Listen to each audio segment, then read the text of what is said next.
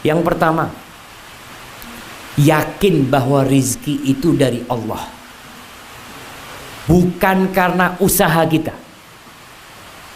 Jangan pikir kalau saya semakin kerja keras uangnya semakin banyak.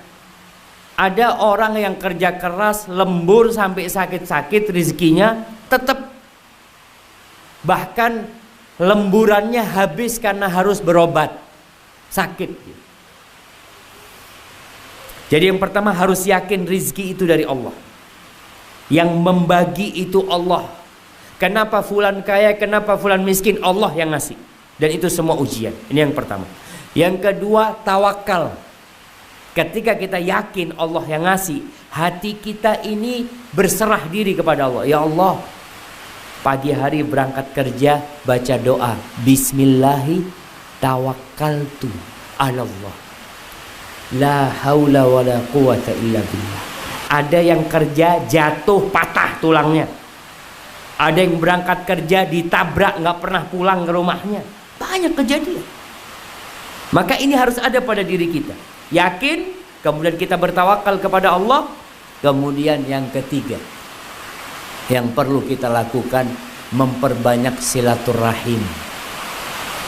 Jadi ketika dapat rezeki, pikirkan keluarga kita yang miskin.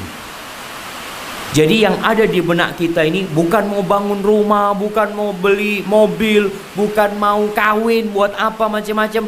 Ada keinginan untuk membantu kerabat. Itu yang membuat rizki kita berkah. Kata Nabi Muhammad SAW, Man ahabba ayyubsata lahu fi rizqih. Barang siapa yang ingin rizkinya diluaskan, wa yunsa'alahu fi athari, ingin umurnya dipanjangkan, falyasil rahimah, hendaklah dia silaturahim. Kemudian yang keempat, sholat malam.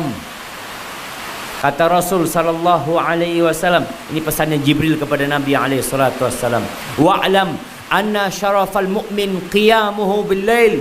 Ketahuilah kemuliaan seorang mukmin itu ketika dia sholat malam. Wa izzatahu istighna'uhu 'anil nas. Dan kehormatan dirinya ketika dia tidak butuh sama orang, tidak minta-minta sama orang. Maka dengan cara seperti itu mudah-mudahan diberkahi. Waktu sholat, sholat. Waktu berzikir, berzikir. Jadi ketika masuk waktu sholat, tinggalkan pekerjaan. Sebentar, berapa sih tinggalkan kerjaan? 10 menit. Kita makan setengah jam, tiduran setengah jam bisa. Tapi untuk cari berkah, tolong tadi.